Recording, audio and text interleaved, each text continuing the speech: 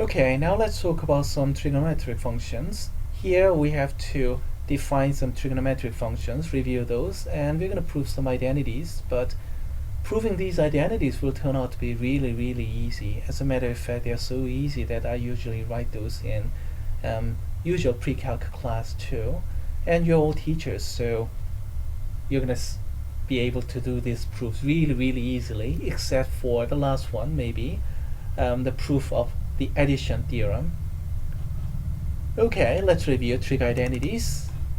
This is the definition of the trigonometric function. We begin with a circle, usually a unit circle, but it doesn't have to be. I decided to do it in an arbitrary circle. X squared plus y squared is equal to r squared, coming from Pythagorean triangle. So we have an equation of a circle centered at the origin with radius r. And we define sine, cosine, tangent, cosecant, secant, cotangent as we have over here, y over r, x over r, and so on and so forth. Now, let's look at the definition. Sine is y over r. In this particular case, when we have the first quadrant, everything is positive. X and y, r is always positive. So sine, cosine, tangent, everything is positive. And cosecant, secant, cotangent are just reciprocals of sine, cosine, tangents respectively. Now what if we have something in second quadrants? This program is randomized. Oh, I was lucky. The first try I got the second quadrant. Alright. In this case, y goes up, so y is positive, but x is going to the left, so x is negative this time. R, that's always positive, so what do we get? Sine is positive, positive over positive. Cosine is negative, x is negative.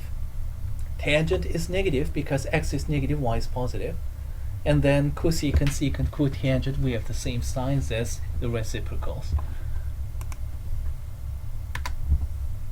Third quadrant. I'm lucky again. Alright, third quadrant, here we go. This time both x and y are negative. X is going to the left, y is going down. So sine, y is negative, so sine is negative. Cosine, x is negative, so cosine is negative. Tangent will be positive because we have negative over negative, which is positive. Okay, let's run it again. Okay, I got it in the fourth quadrant. This time x is positive and y is negative, so sine is negative, cosine is positive, and tangent is negative. And that's how we get trig functions and their signs. Okay, remember these definitions. And let's work out some of those identities. Oh, those are just coming from the definition, reciprocals of sine, cosine, and tangents respectively. This one is a little bit more significant. Tangent is sine of a cosine. Cotangent, of course, is 1 over tangent, so we have cosine of a sine. So everything follows from this one. And how do we prove that? Tangent of theta, by definition, is y over x, isn't it? Well, that's the definition. And what we do, we simply divide r, divide both numerator and denominator by r. Consequently, I didn't change anything, and what we have was the numerator, y over r. That's sine. So numerator is sine of theta, and denominator is x over r. That's cosine. You see, it's that easy. Start from the left hand side, apply the definition, just a little bit of manipulation, and we get the right hand side. Very easy. You can deduce it, but of course you should memorize it and use it freely. Whoops. The answer should not be showing up all the way right here.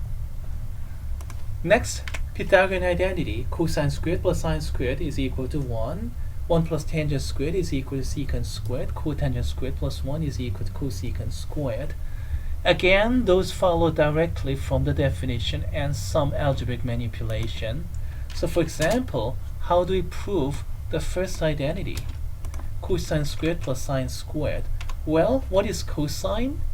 Cosine is x over r, isn't it? By the definition. So this one squared. And sine is y over r. By the definition, we have y over r, and that thing squared. Just a definition, and let's algebraically manipulate it a little bit, just a little bit. X squared over r squared, and y squared over r squared. Nothing fancy, just broke up all those parentheses. Now let's take a common denominator, x squared y squared over r squared. Now let's make this observation. What is x squared plus y squared? It's r squared because r is the hypotenuse, as you can see in these kind of triangles. By the way, let's go back to the first quadrant. Am I going to be lucky enough to get it?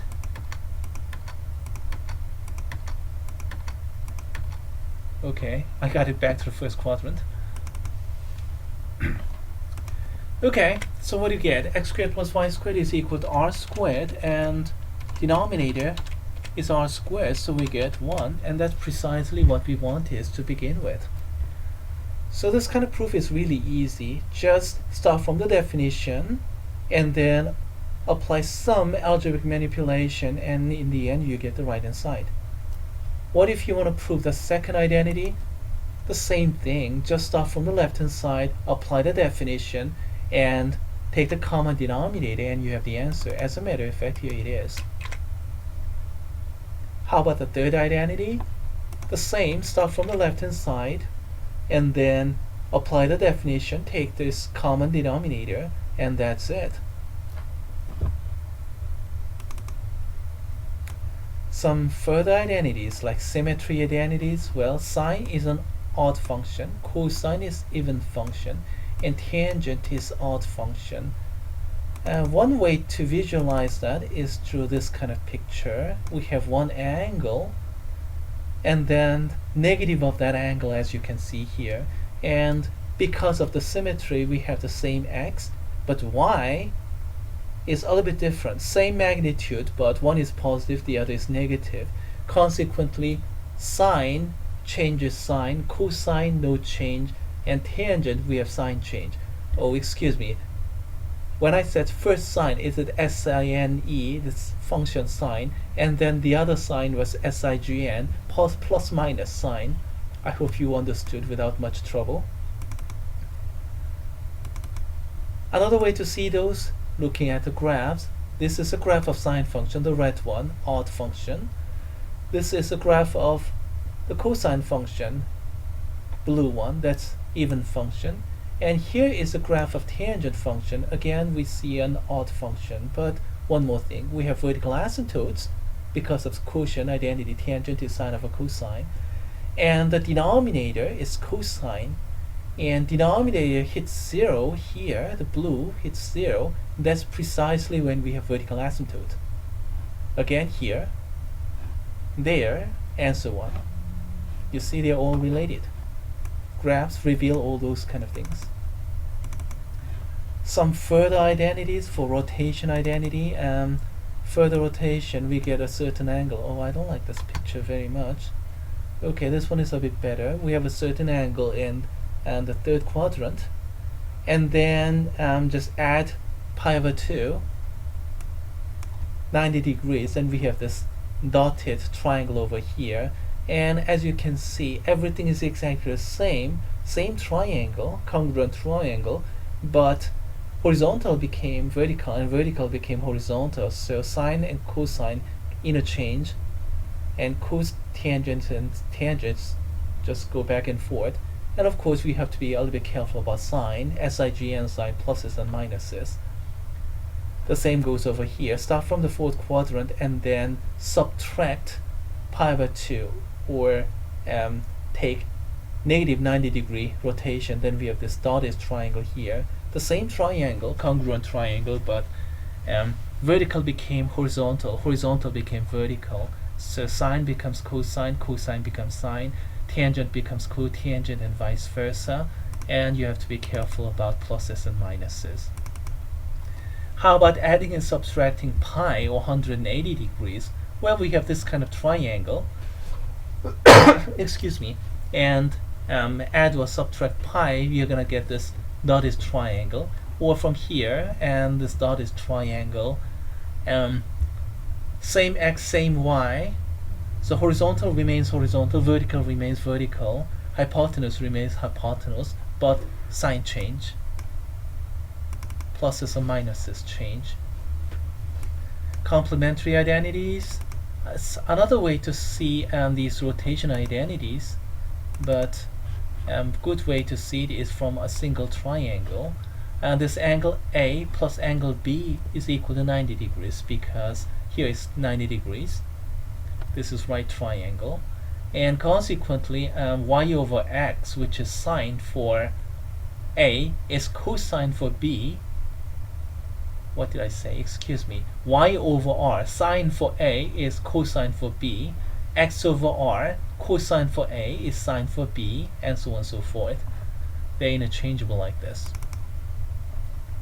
One more thing, supplementary identities. They're these, but one of them, this one I particularly single out. Sine of theta, this sine function is symmetric with respect to x equals to pi over 2, this vertical line over here, and that's very useful in solving a sine equation. For example, what if you have this equation? Sine of x is equal to, say, 3/4. And if you simply use your calculator and declare that x is equals to arc sine of 3/4, and then even if you remember the periodicity and declare 2k pi here to cover everything, you're only half right. That gives you only this point over here.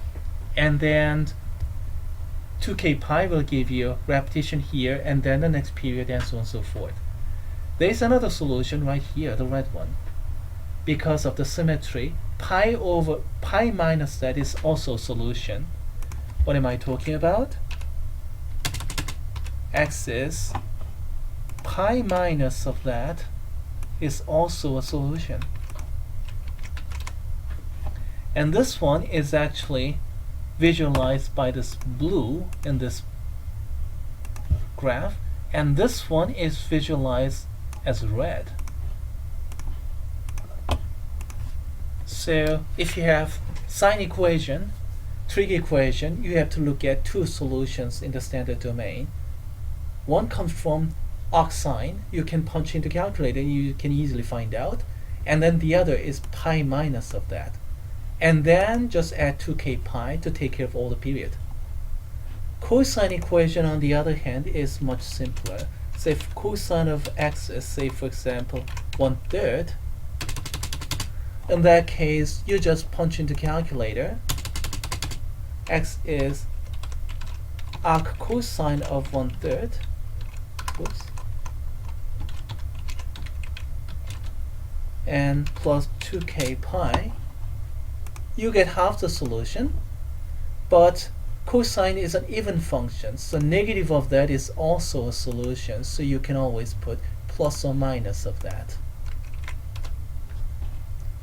So cosine equation is much easier to remember. Sine equation is a bit harder because we have to consider pi minus of arc sine, not just plus or minus the way we did for cosine.